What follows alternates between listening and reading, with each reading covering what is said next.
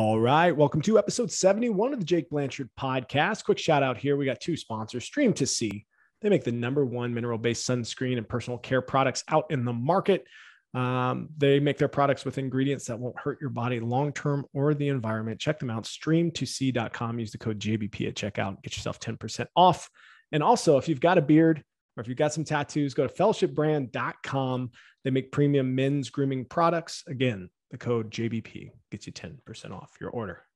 My guest today is an absolute legend. His name is Coach Blauer. He spent over 4 decades in the martial arts, self-defense, defensive tactics, and combatives worlds.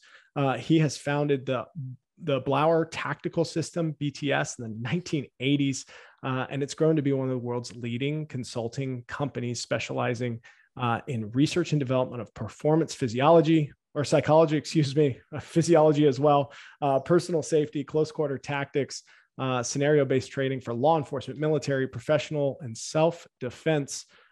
He's widely known specifically for some of the neuroscience based disciplines he's used around startle flinch, which I cannot wait to talk about a little bit further. It's being used by defensive tactics instructors all over the world.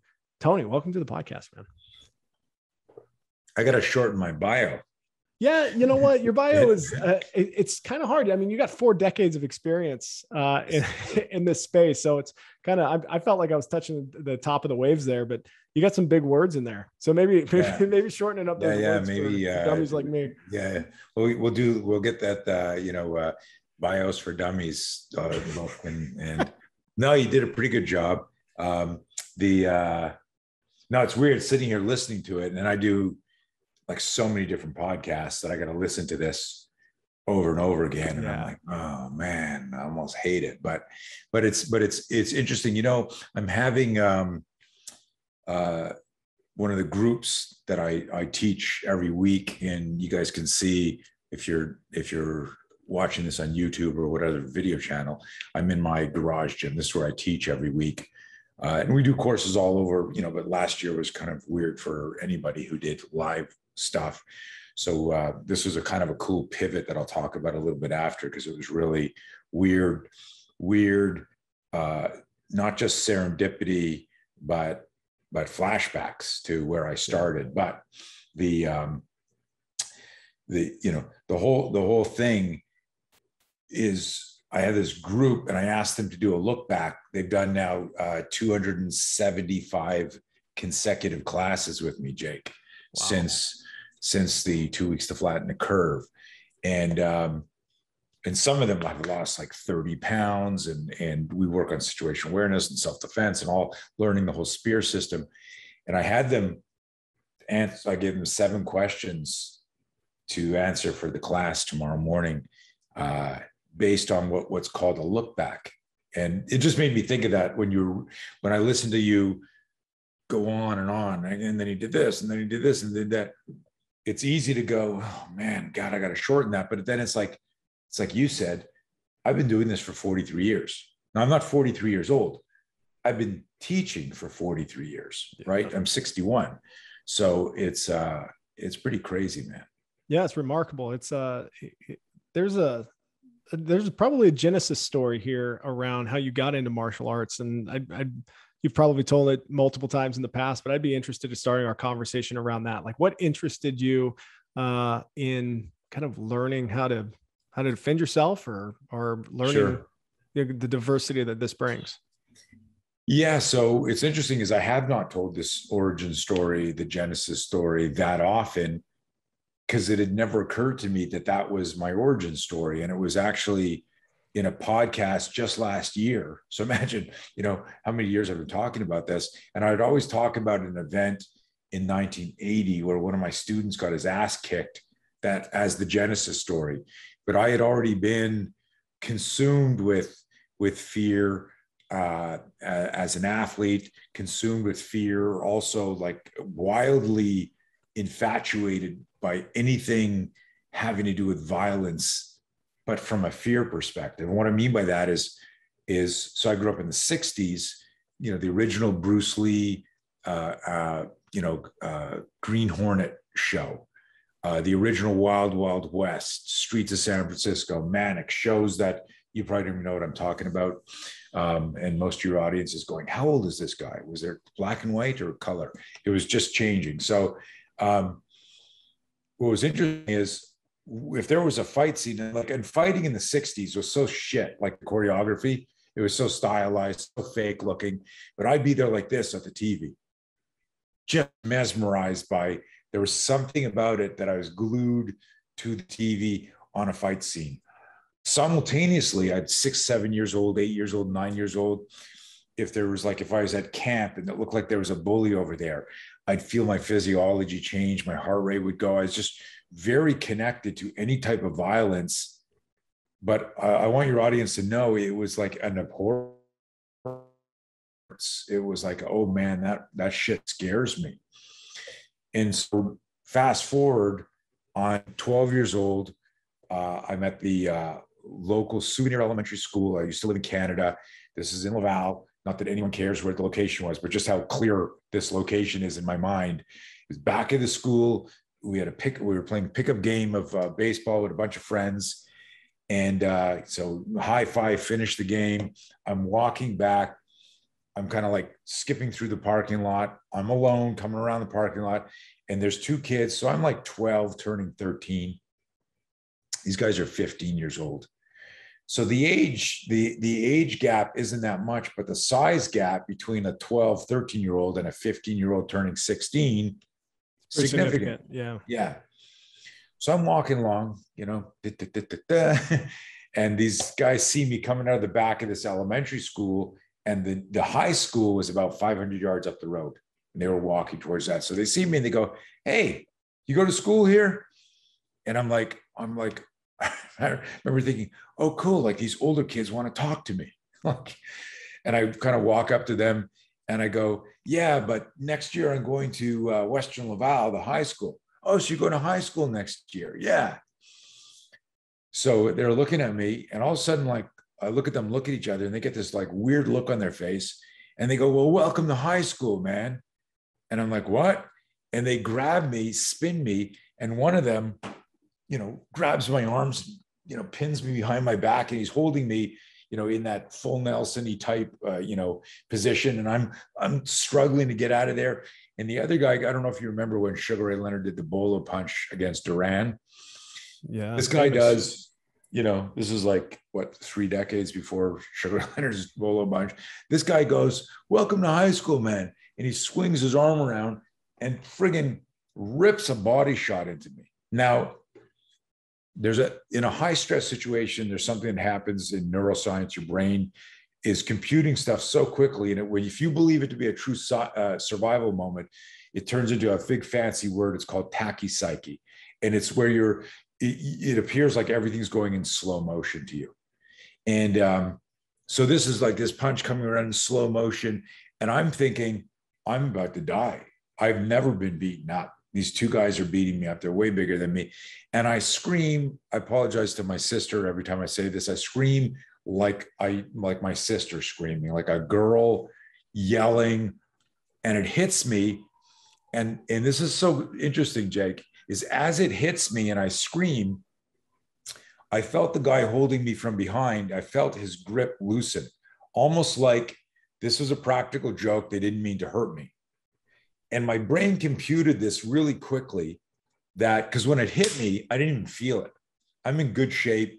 I'm wrestling, I'm skiing, I'm playing baseball. I'm an all-around athlete. And if you got somebody holding your arms from behind and you're pulling against them, trying your hardest to get out of that, you're as tight as you can be. Yeah. And it hit me, didn't feel it at all, but my intuition, and the reason I'm explaining this, and I want your audience to track this, is because this is part of what I ended up a decade later when I was designing a behavioral approach to self-defense. These were insights that I would meditate on and go, holy shit, is that a universal truth? Will it work against a serial killer? Will it work against a bully?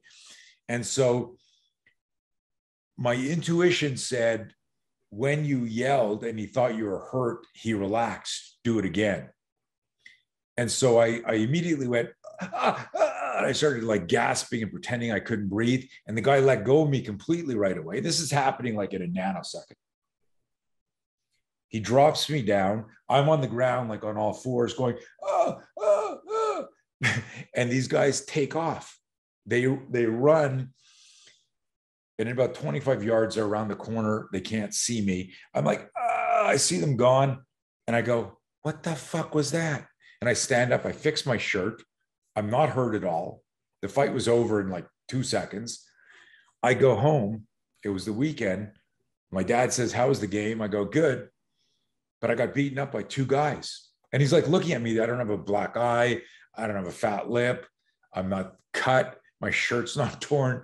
And he says something like, was it a pillow fight? Like, what do you mean you got beaten up? Right. And I told him what happened. He said, you got to learn to defend yourself then. And there was only one school in the area. It was a Taekwondo school that just opened up. And I enrolled there. And like literally that was the genesis story as far as me and self-defense. And I felt when I was doing the training, as stylized as it was in Taekwondo, the kicking and the arts and the katas and all that, I felt like maybe this was going to save me from that fear of violence that I had. Well, one, that's a fascinating story of just like recognizing that exhale, that scream, that like that it affected them emotionally, psychologically, sure. Right? So you go into martial arts, and then how long are you doing that until you start adding things to this body of knowledge in martial arts? I mean, I think that's one of the most fascinating things about you is that you are breaking things down at such a nuanced level. Not everybody takes the time or the opportunity to start adding to this huge body of knowledge that is martial arts. It was weird because I didn't realize until, like I said, in the 80s when I was teaching like every day and I was reflecting back on things and I was really trying to help people. I'd coached skiing and tennis and I was just like I love coaching. I love seeing the light go on in somebody's face when they learn a new skill and they got there's more confidence. And so teaching self-defense, teaching martial arts was a dream and a goal. Like anybody, when Bruce Lee passed away in 1973, you immediately become Bruce Lee's biggest fan. You know, everyone in the world said, I'm Bruce Lee's biggest fan. And I go, no, I was. How could you be? I mean, everyone's just in love. He was so iconic. And, but what we were doing is we were trying to emulate what he was doing. And what happened to me that day wasn't emulation, it was intuition. It was anticipation of impact and being truly afraid of it. And in that moment, my intuition went, holy shit. His grip changed when he thought he was in control of you, it hurt you. This later on in the 80s became a principle, a behavioral manipulation principle called feigning fear, feigning pain. And it works against anybody. If I come in and I grab you and I think you're going to resist me, Jake, and I grab your arm and I go, come here, motherfucker. And I grab your arm and you go and you pull back, that normal reflex, like that tug of war. What happens? You've done this, like messing around with somebody, you're wrestling with somebody. If they push pull at the current energy, expression of power level you're at, you'll meet it. And then you'll try to exceed it using physics, gravity, push, pull. So that's the tug of war. You're doing that. But if I grab you and you go, ow, you're hurting me, I won't increase. In fact, I will decrease or maintain, but psychologically, I'm now overconfident. I hope this translates and makes sense. Yeah, absolutely. If I come and I grab you by the hair, like most people, and like I teach this to women, someone grabs you by the hair, and we've demoed this all over the world, and it's been used in real incidents. If someone grabs me by the hair and I go, get off me, you fucking psycho, that person might go, come here, and yank you more. But if I go with it and I go, ow, ow, ow, what do you want? You're hurting me. And I move into that person will then transition to the overconfident power tripper in that attack, not focusing on the grip strength, at which point you've now controlled the level of pain. And now you're inside that person's mind. What do you want from me? They start to talk. And anyways, the system cascades and unfolds from there. Obviously, when I was 12 years old, I had no idea what I just explained to you, right? It was deep introspective stuff, as you identified, that occurred when I started just teaching all the time. In the 80s, it's like my incubator stage. In 1980, I started teaching one student. I was working for my father full time, and I know I skipped a decade there. But while I was doing Taekwondo, I didn't have these insights. But there was something. I don't want this. I don't know how to explain this other than to say I was seeing things and thinking about things differently than other people were. Sure. And I mean, that's evidenced by the path my life has taken, and the fact that, like, here I am 43 years later. I think my first non-paying student was 1977. So and I'll stop you there for a second. Have you always been like that, as far as like kind of challenging the status quo, or just like asking lots and lots of questions of kind of the hierarchical structures or the way things have been done? I've always been an overthinker, to the chagrin of many people around me. But then I look at the body of work, and I look at, like, quite literally, like, I have letters saying, hey, thank you. Someone tried to kill me last night. This training saved my life. Yeah. So that overthinking has produced something very valuable to some people. Some of my clients range from, like, the biggest company in the world, like the Department of Defense, all the way down to, donating time to a women's shelter, right? And everyone in between there. My main business, if everyone goes to my website or does some research, my main business still to this day is training military, law enforcement, public safety professionals, people who actually move towards the danger, towards the bad guys. But you used the words challenge the status quo. I don't think of it like that. I like, when I took up golf for a couple of years, if you said to me, you're going to go play golf, but you can't swear or throw your club, or you can get into a street fight with 2 or 3 people, I'd pick the street fight in terms of what would be easier to manage than trying to golf without swearing or throwing a club. But the example with golf is, when I took it up, I became obsessed with understanding it. So I got videos, I got books, I took lessons, because I wanted to understand everything about it, so that if I sucked, I knew that I had kind of, like, looked under the hood, my brain, the body, the mechanics. I think that was always with me, as in any sport. And I think that maybe it comes across as, like, what's this guy's, it's, for me, it's overthinking, versus someone else might interpret it as, like, this guy in his fucking questions. Like, what is he? Does he not think we know what we're doing? I guess it depends on how I showed up that day when I was asking the question. But it was really, I think it was tied back to, and I'm wearing the No Fear shirt on purpose for you. It was really because I was afraid, that I wanted to do well. I didn't want to let myself down, or my team down, or my family down, or whoever was involved in this. And the only way that I thought I could do that is if I understood every aspect of it, and then applied my brain and my mindset to that. But I'll give you an example. Like in Taekwondo, have you done martial arts? Yeah. Brazilian jiu-jitsu for about 6 years. And then I did some striking as well, with kickboxing and various karate. So back in the day in Taekwondo, which is predominantly a kicking art, everyone would, like, be bouncing up and down like this. You'd be standing at kicking range, and your gi would get really sweaty. So here I am, 13 years old, 14 years old, 15 years old. And every time I went to kick somebody, I'd go to kick, and I'd feel like my gi pants were sticking to me. I noticed myself grabbing my leg, yanking it, and coming up to load the kick. And then I thought to myself, and here I am, like, I'm 14 years old, right? And I was a fanatic. I trained every single day because I was hoping at an unconscious level, because I couldn't articulate this would help me overcome my fear of everything. You know, it could be school, it could be, asking a girl out on a date. I just had this fear.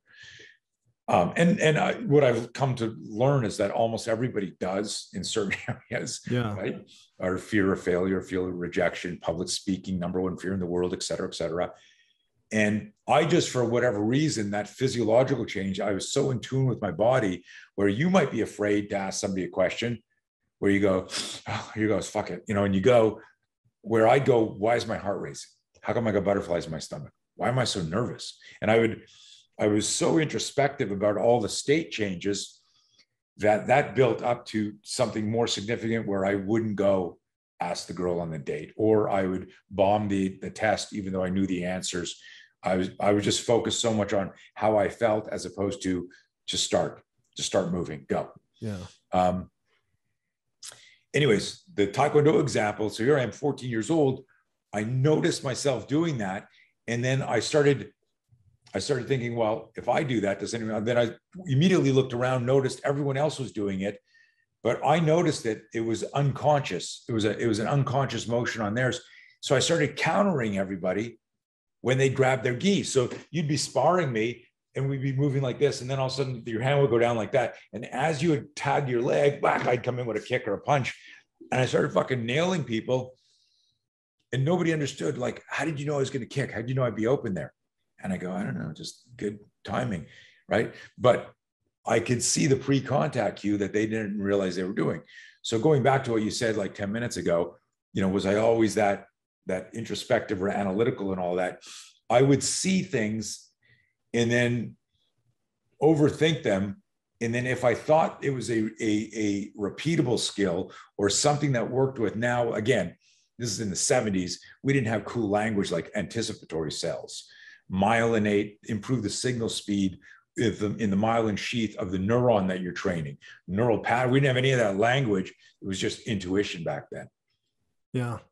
So then take me on this journey down the vein of when you got into training military or police or first responders, like specifically. So you started teaching, you said an unpaid student around the late 70s, the 80s, you started teaching, was it full-time then, around 1980-ish with a martial arts school? To jump to the training, the cops and military, let me as quickly as possible go through my incubator period, which was the 80s, 1980 to 1993. Because three amazing things happened. This is kind of like when you think back at like that, I use the word incubator period, because that was like, if you look at when like inventions and programs that eventually created traction that became kind of worldwide, there was a period where those founders were just in their garages toiling, like no budget in their garage. It was just a labor of love. So for several years, I was working for my father, who was in the import-export clothing business. And I was just a shipper making $4 an hour, $4.25 to be exact, 1980. So I don't know what minimum wage is right now, but that was minimum wage back then. And I was already a martial art fanatic. When I was 15 years old, I'm on the floor staring at Bruce Lee magazine, trying to do the splits. My mom, is a story I tell all the time. My mom comes by and says, hey, in Canada, when you're 16, you leave high school and you go to CJEP, like a junior college. And she says to me, I'm turning 16. She goes, hey, have you thought about what you're going to focus on in school? And back in the 70s, you were only allowed to be a police officer or an astronaut or go into the family business or a lawyer. I'm being facetious, but if she said, what do you want to be, like a doctor or a lawyer, or are you going to go into the family business? And I looked at her and I said, well, Mom, school's not really going to be that important to me. I'm going to be a famous martial artist like Bruce Lee. I'm going to develop my own self-defense system. And we were just talking about this last week. She's in her 80s now. And back then she pat me on my head because I was on the floor. She goes, okay, dear, we'll talk about this when you're a bit older. And she called me last week to say, and she's like she comments on everything on social media. It's so funny because my wife says to me, isn't that embarrassing? She says, I hate when my mother comments on my posts. I go, I don't care. My mom's excited. She goes, but she calls me, she goes, I have no idea what you do, but I'm so proud of you. So Oh, that's awesome, man. Isn't it cute? Yeah. So she asked me that. I knew when I was 15, 16, if I could just train and teach people self-defense and get what I was getting out of this, what a great freaking career that would be. And, you go to school, you circumvent, shit happens. And then you're like, oh, I'd really like to have my own apartment. I'd like to fill up my car with gas. So that requires money. I guess I got to get a job. And then at some point it became convenient to just go into the family business. And my dad was old school. He didn't go, here, let me buy you a car. And here's an office with a window in front of the whole staff that I'd grown up with. Right. They knew me when I was 3, 4, 5 years old. He says, well, you ready to start? I go, yeah. He goes, you see that over there on the wall under the sign there? I go, no, what? He goes, go there. And he's pointing at a broom that I couldn't see. And in front of everybody, he goes, grab the balloon, the broom, start sweeping the back. And I was like, wow, yeah, you could have let me know you were going to do that. But he wanted to show everybody. Yeah. It was kind of a dick move. I resented that. But there I am. I started sweeping, and I'm in the shipping area. The first guy I started teaching was Bobby Leger. He was like 28-year-old. He was the head shipper, and the guy grew up street fighting. And so here I am, like I think I was like 17 in the back. And this guy's, again, 11 years older than me. And I didn't grow up street fighting. I grew up in a nice suburban area. When we would spar, let's go light was 100 miles an hour for this guy. So I very quickly was going, holy shit. Like, my paradigm for what is control and what is speed was really different than like in the dojo. But I kept training, and I would work with him on stuff. Sparring was reckless and careless and dangerous, but I was a much better martial artist. I was a martial artist. So I was teaching him. We'd work out after class. One day, we got this big shipment in from Hong Kong, and the boxes were massive. Like, literally, Jake, you could have stepped inside the box when it was empty. And so, it's 1977, which means Rocky came out the year before. And when we would finish the box, the emptying the boxes, I would stand there. They were massive. I'd stand there and wham, wham, wham. And I'd, like Rocky beating the sides of beef. Yeah. I'd beat them, jump back kicks on them, and you couldn't knock them over. They were like these massive 2-inch thick. And one day I turn around, wham, and I hit the box. And I turn around, and there's this guy, Joey Gruber, standing there. He's my dad's good friend and biggest client. And he says, wow, the martial arts, you're getting good. I go, thanks, Joey. He says, I want you to start teaching Mitch. Mitch is his 15-year-old son. I want you to start teaching Mitch. He's having bully problems at school. I go, it'd be my pleasure. I know the family. I've known them for years. Long story short, he goes, I want to pay you. I go, I don't want any money from you. You're a friend of the family's. And I like doing this anyhow. He goes, no. This is business. I want the lesson planned. I want you to show up on time. And I want to make sure my son is safe. Now, we didn't know back then what we know now. Like, bullying can really affect people, right? I mean, yeah, absolutely. And so he goes, so I want to pay you. I go, I'm very uncomfortable with this, Joey. He says, how's 20? So I go, well, I make $4 an hour now. So that must mean like 5 lessons, whatever. Okay. I go, that's fine. He goes, okay, deal. So I'll give you $20 every class, and you show up on time, Tony, prepared. And I realized, holy shit, did he just say $20 a class? Yeah. And I'm like, whoa. So I show up at the first class. I give Mitch a couple of classes. And then Mitch's brother, Stevie, says, how come Mitch gets private lessons? And it's like, these are wealthy people, right? So next thing I know, I got Steve. We're working out in his garage doors open. Derek and Richard from across the street are like, hey, what are you guys doing? Literally, I'm not joking. Within a month, I had 30 students. So I'm working full-time at my father's office, 40, 50 hours a week. And then every night and all weekend, I would do privates. I would drive after work and I would do privates. And I had 30 students every week. And I did that for almost 4 years before I quit from my father's place. So I worked both jobs. Like, I don't even know how many hours I was working a week, but it was like, I was experimenting. So I was like 17, 18, it was 1977, 78. I was 18 years old, 19, 20. Those 3 years, I used them as guinea pigs. These were all 15 and 16-year-old kids. So the gap wasn't that. And they were all like good athletes, hockey players, skiers, football players. And I would take everything that Bruce Lee inspired me with, plus I hadn't realized how deeply I was thinking about drills, surgically analyzing things, creating these little crazy experiments. It's kind of like your college. Yeah.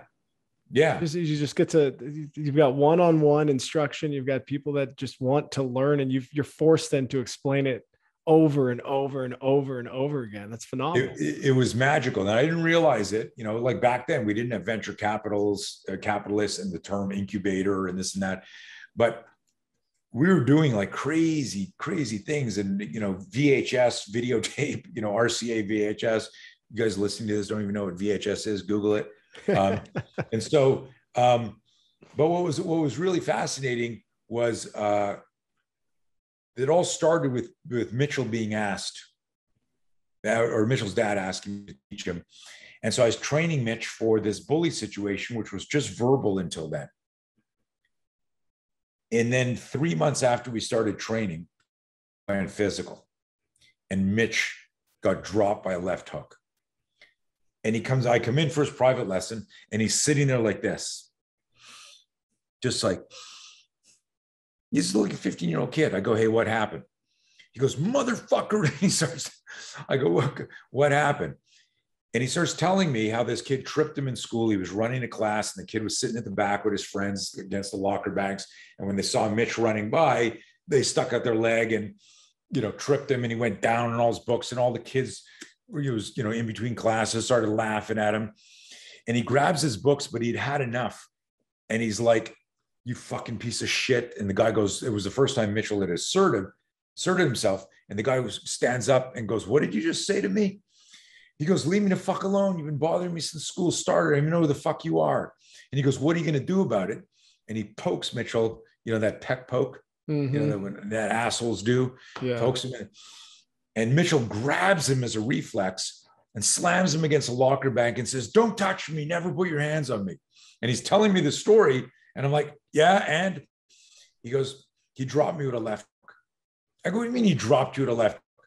Why didn't you slip? I was teaching Mitch dirty boxing, clinching, because what I was doing back in the 80s was Taekwondo. I had started studying boxing in a boxing gym, and I had been wrestling for years. So I was actually intuitively doing a blend of what like MMA people call, without calling it MMA. It was like, here's and so I say, Mitch, why didn't you do that? Why didn't you block his punch? Why didn't you parry? Why didn't you slip?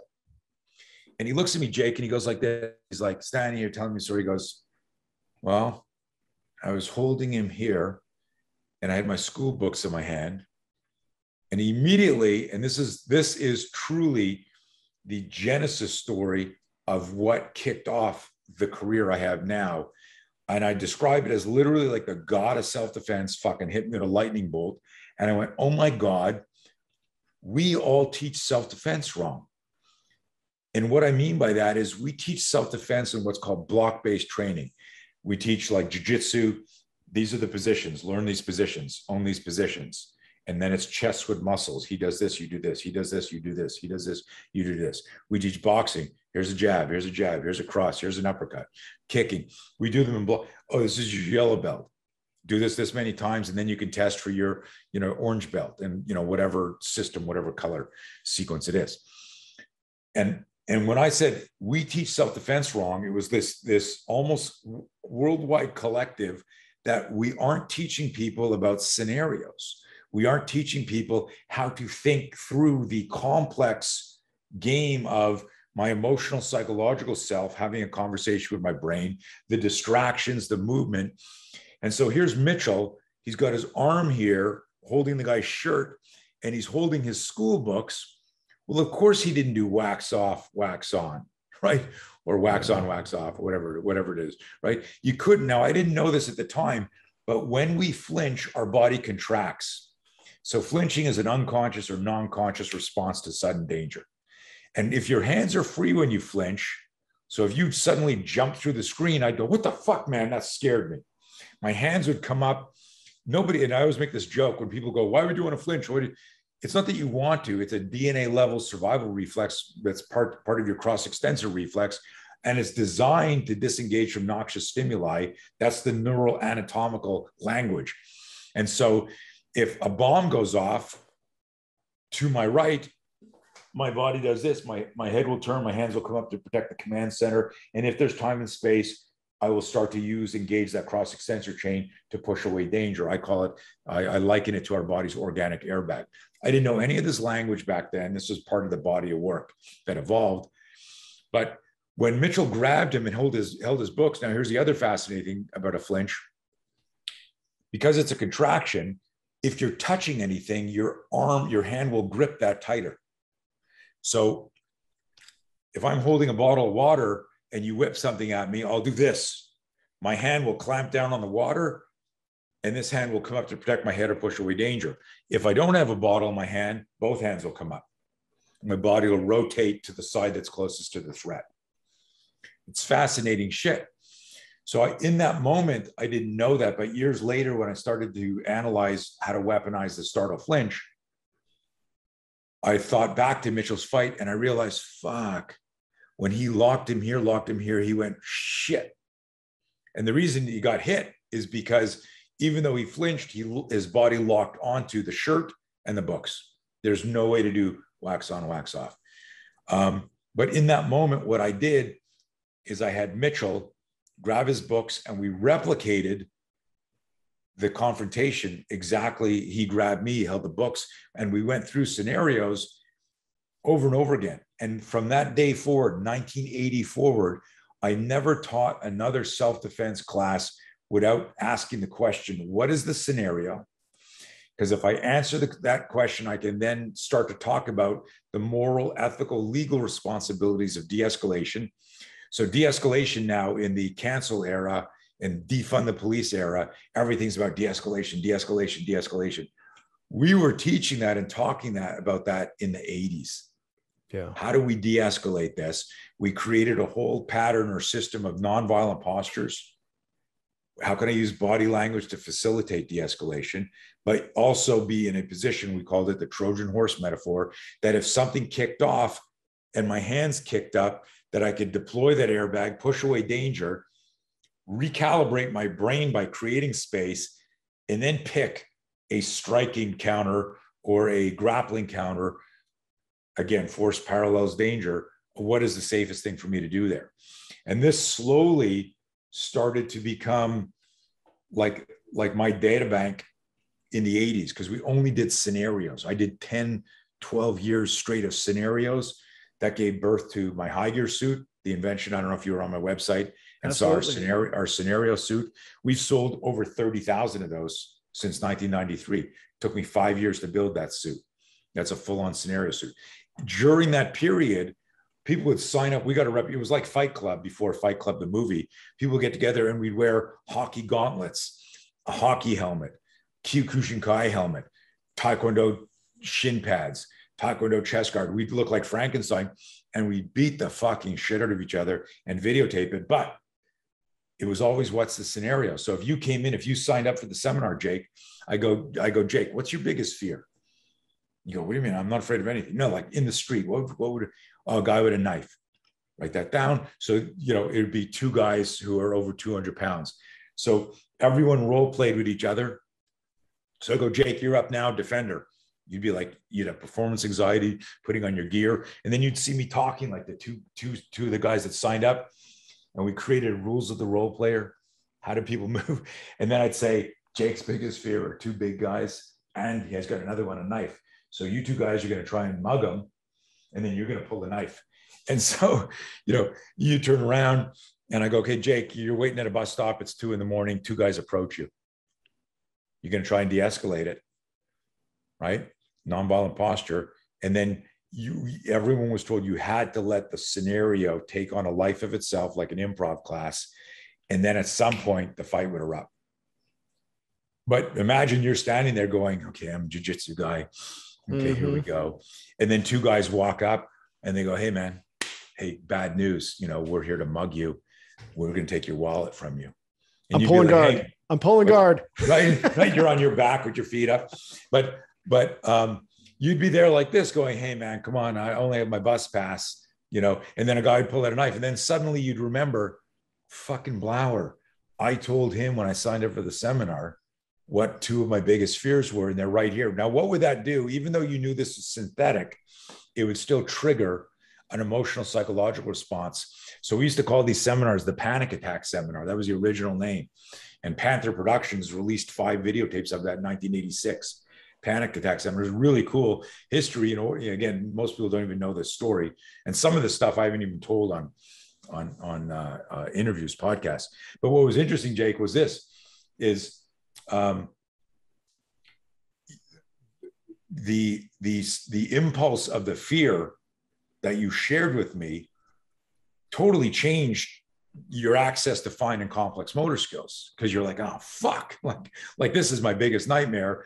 It's like if I say to you, you're gonna have a bad dream tonight, but it's just a dream. Even when you wake up, it takes you a while to go, holy shit, that dream sucked, right? Like it would still change your physiology. Well, a question that comes to mind here is like when you're working with individuals who aren't doing martial arts all the time. Like I do jujitsu 2 to 3 times a week, and I still don't feel like it's even close to enough. And I've been doing it for 6 years, 2 to 3 times a week. And I'm just barely scratching the surface of, say, what one discipline like jujitsu is. Right. Like when you teach individuals who have very little body mechanics that are geared toward martial arts, and you're trying to teach them scenario-based classes, like how do you help them? So it's so much easier. Yeah, let's talk through that. Yeah, it's so much easier, man. And here's why. First of all, we created a program called Be Your Own Bodyguard, and it's based on a hidden arsenal inside of every person.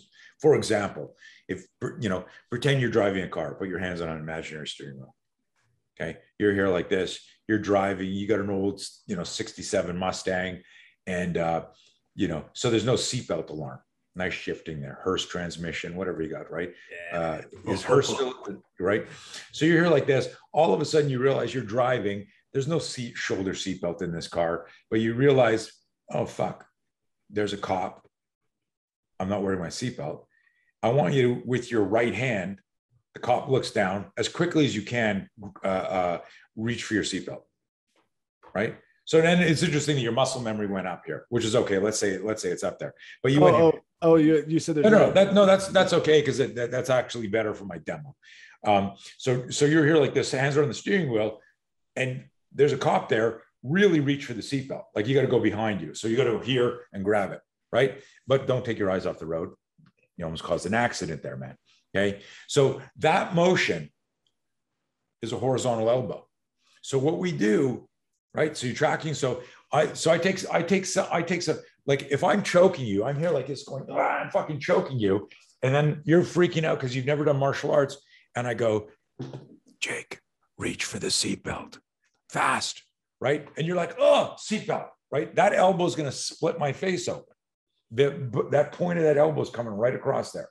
So what we do is there's the way we teach 2 or 3 different elbows, the way we teach knee strikes, the way we teach a shin kick, the way we teach a palm strike are based on movement patterns, neural patterns that everyone does throughout their life. So when I teach people these 4 or 5 basic moves in our Be Your Own Bodyguard class, I demystify the fear, the unconscious fear they have of, I'm not a martial artist. I haven't trained for 6 years, 3 times a week.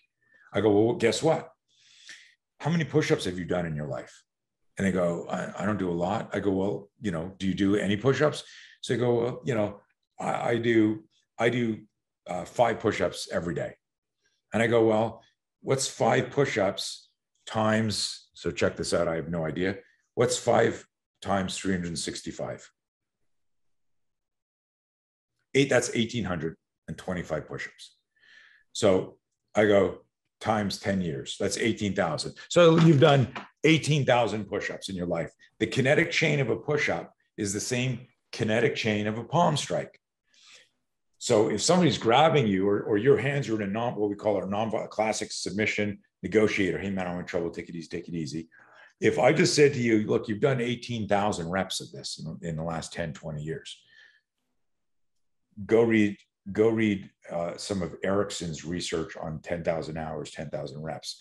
Go read Malcolm Gladwell's 10,000 hours. You've done 10,000 reps of this. Doesn't need to be perfect, but I want you to palm strike this guy in the face. What's stopping somebody from accessing that movement is their fear management skills, which became the trifecta and everything that occurred during the 80s. I figured out a scenario training, and I figured out during that, I started noticing the startle flinch and reverse engineered how to weaponize the startle flinch. Then the missing link was people couldn't manage their fear. And if they didn't manage their fear, they weren't in the fight. And it didn't matter if they were a street fighter, jiu-jitsu, whatever. When we started doing scenarios, a lot of people lost their shit. They just lost their focus. Very easy to go, what's up? How come you're so nervous? I'm up next in my tournament. Okay. Do you know the rules? Yeah. Are you trained? Yeah. Okay. And you go in, you win or you lose. And it's scary and there's performance anxiety, but you went there on purpose for the fight. It was a controlled setting. So how we teach a beginner is we demystify the movements. We teach them. There's a very, I'm going to use the word proprietary because it takes too long to explain, approach that we teach for fear management. It's all part of that no fear program. And it basically, there is strong, well, it's not strong. There is irrefutable evidence that people who aren't trained effectively defend themselves in violent encounters. And so when we've got somebody who doesn't want to get a black belt in jiu-jitsu, doesn't want to get a black belt in taekwondo, doesn't want to get in the ring and box or do Thai boxing, there's lots of citizens out there that go, you know what? I just want to learn how to avoid violence. I don't want to be near it, but if something happens, can you show me something simple? So this is simple self-defense to make people safer. And a lot of martial artists don't like this because they confuse simple self-defense with a martial art. You can learn to defend yourself in a day, but you can't learn jiu-jitsu in a day. You can't learn to box in a day. You can't learn taekwondo in a day.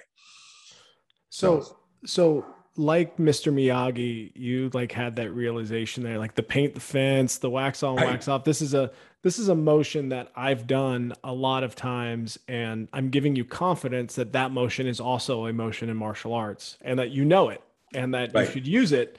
So like your arsenal is already built of things that you do day to day. Yeah, we call it hidden arsenal. That's wild. And so what's neat is, like, I had a woman in a class. This is a great story.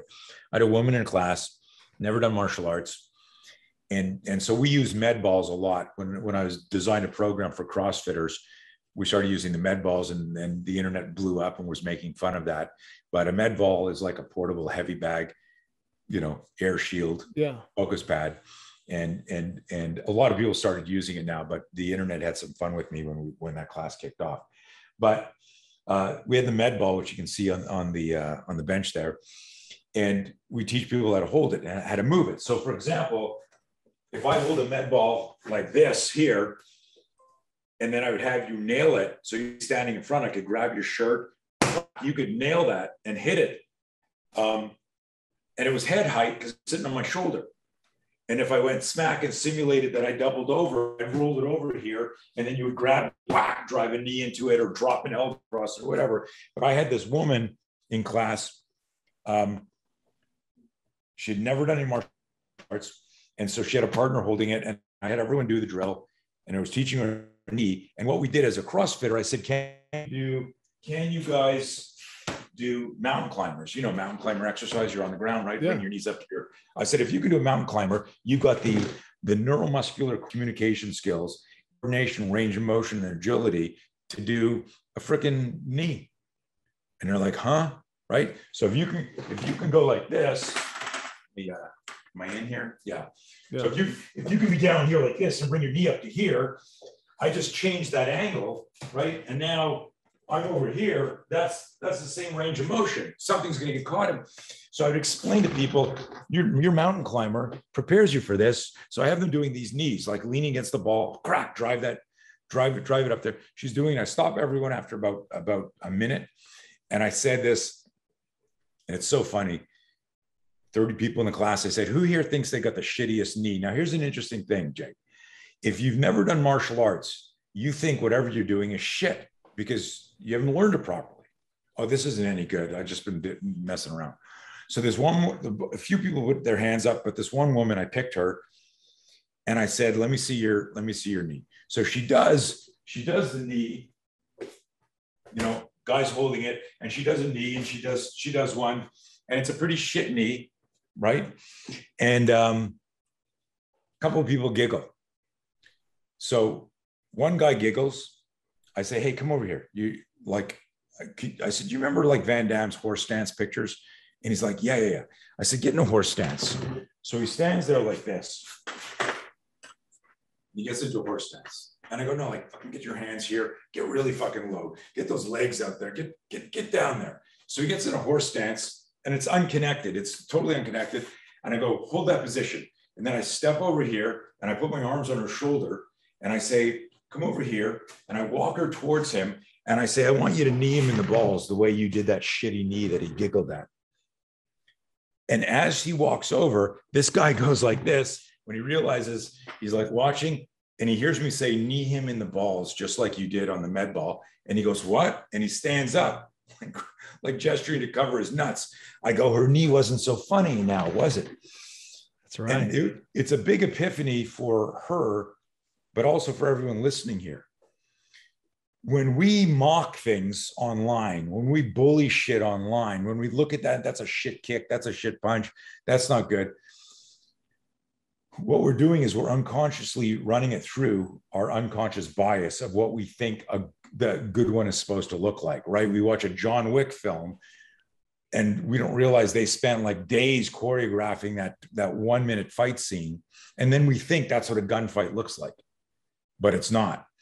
So it's the same thing here in a much more visceral way, where she could have left there thinking her knee sucked, but God forbid somebody tried to rape her that night, and she's like here, and she hits the guy, and he moves, and she sticks her fingers in his eyes, and he gouges his eyes, and then she does that mountain climber knee that she's very fast and strong. I've been doing CrossFit for 5 years in really good shape.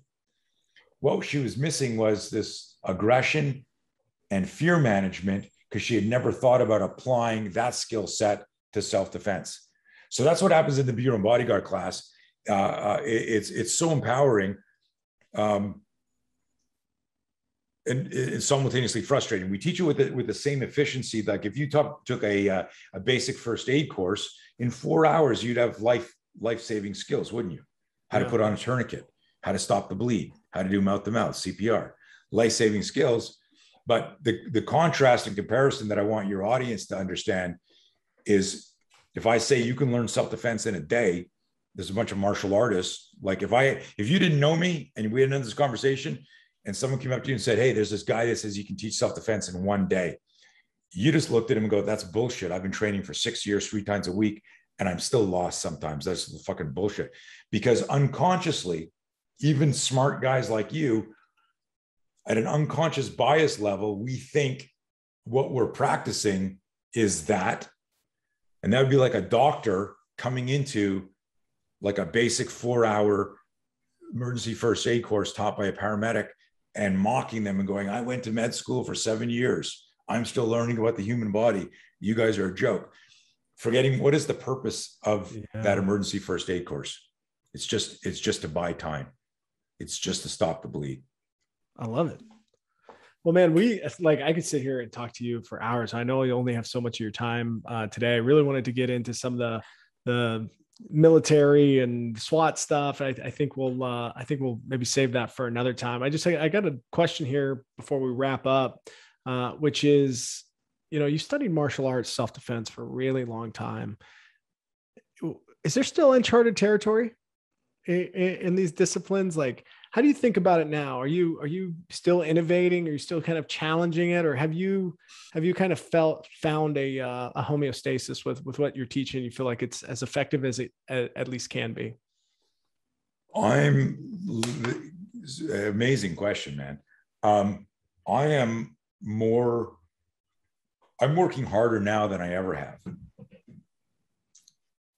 And I've really, what started in the 80s with the weaponizing the startle flinch and all that, it's like now it's like I'm really intrigued by the neurobiology of fear and what it does. So I'm looking at trained people, military, law enforcement, trained fighters who don't deploy the moves they practiced over and over again.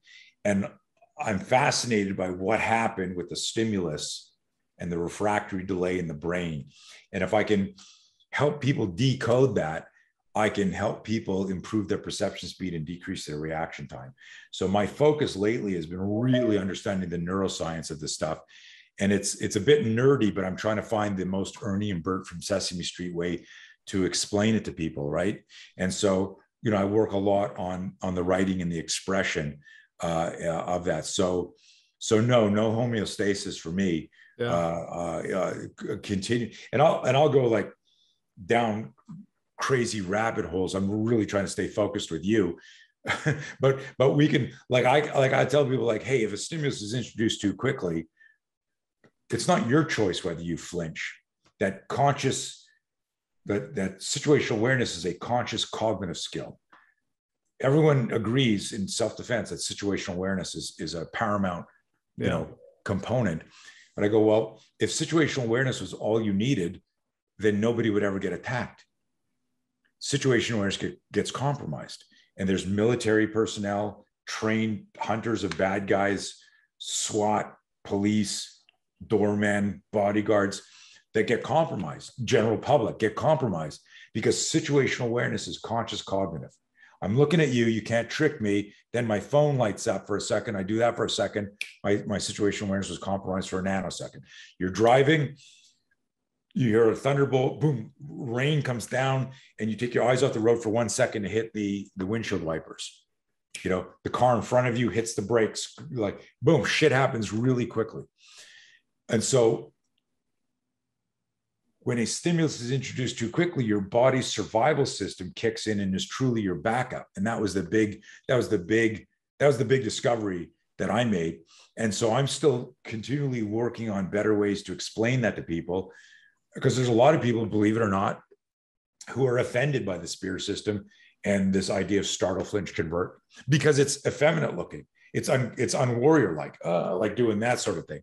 And I literally get like badass people who I really respect in terms of their complex motor skills and their investment in their arts going, why would you want to flinch? That's stupid. I'm going, no, you know, like we don't want to flinch. We do flinch. Yeah. It's non-conscious. Nobody ever says, wow, that's coming out my head really fast. I should flinch faster. Nobody, you don't cognitively call the flinch. It's just happening. Right. So it just means danger close. You didn't have a chance to figure it out. So yeah, continually working on shit, man. I love it, man. Hey, as we're wrapping up here, if you could just, obviously I talked about in the intro, so accomplished, so many things that you've done, so many things that you're out there doing. What are you excited for the rest of the year? And where do people go and find you? Well, I'm excited for our next talk where we talk about military and law enforcement. Yes, sir. That's probably our number one. Listen, this is kind of crazy. We never had any online courses or training. And I was using Cisco and WebEx and Skype before Zoom was even a company. So I was, in our affiliates and our training, I would do training online. We have a lot of cerebral stuff. The mind navigates the body. So if you understand the mental side of stuff, if you understand how to improve your mind speed, you can improve your body speed. And so I always had these lectures on the no fear, the psychobehavior, how to make decisions under duress, how to design safe and scientific scenarios, timeline of violence, how to improve perception speed. I had all these lectures that I would do live. And in the last year, we started doing them online. And I'm talking about federal agencies and groups. And I started a program called the Garage Gym, which isn't a very exciting or sexy name, but it's training with me in the garage. And I've got hundreds of people from around the world. And it's like the Netflix for spear system self-defense. Like we've got 275 recorded classes. Each week as a theme. That shit excites me. I alluded to it in the beginning, and I mentioned the word serendipity.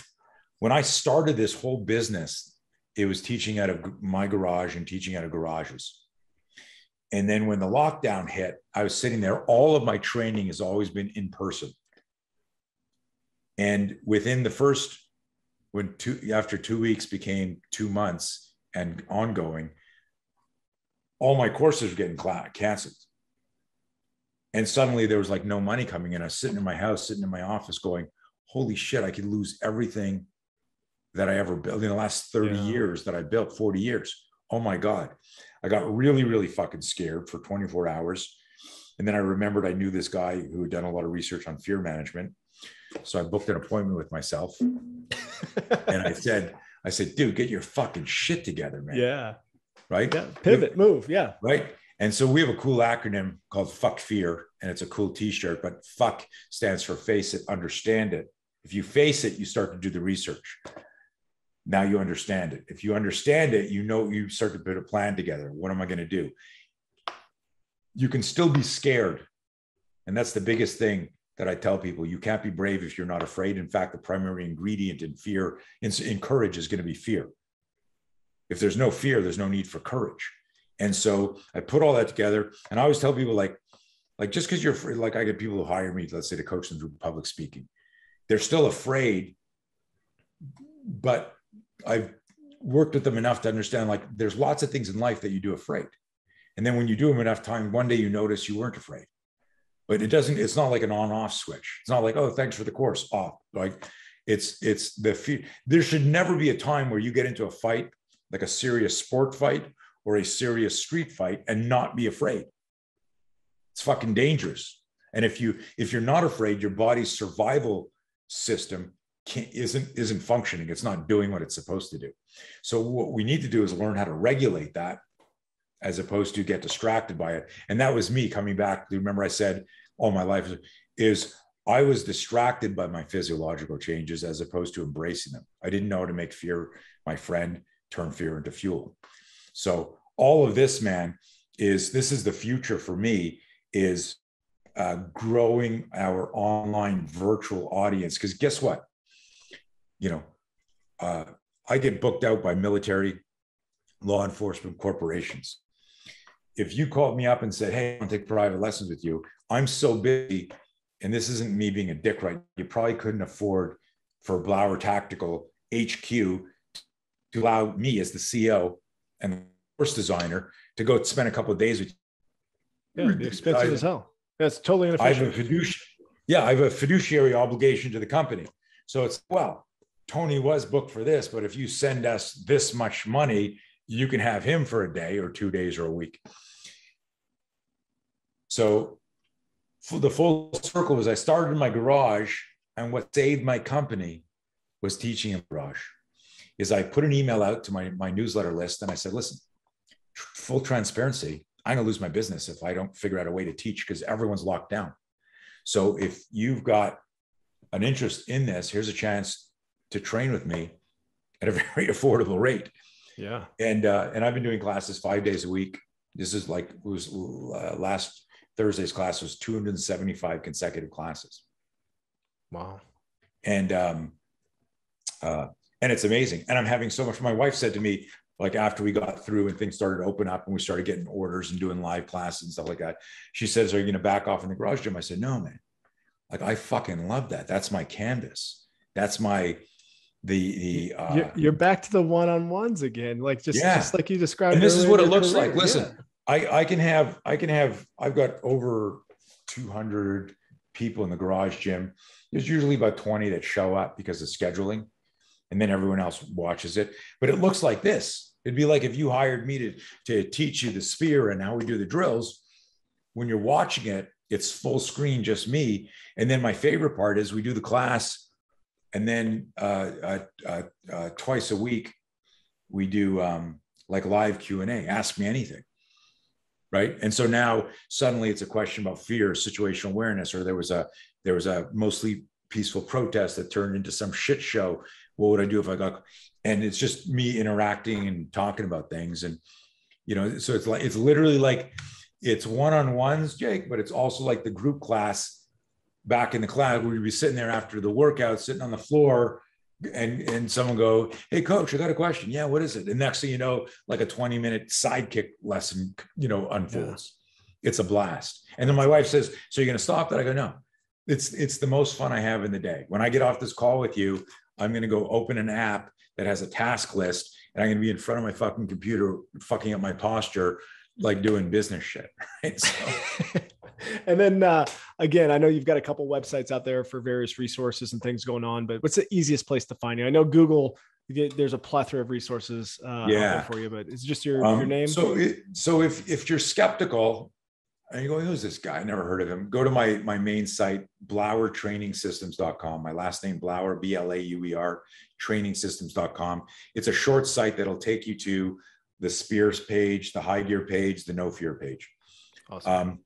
If you're on Instagram, go to Tony Blauer on Instagram, though I am insanely shadow banned because of where I stand on certain things that are censored.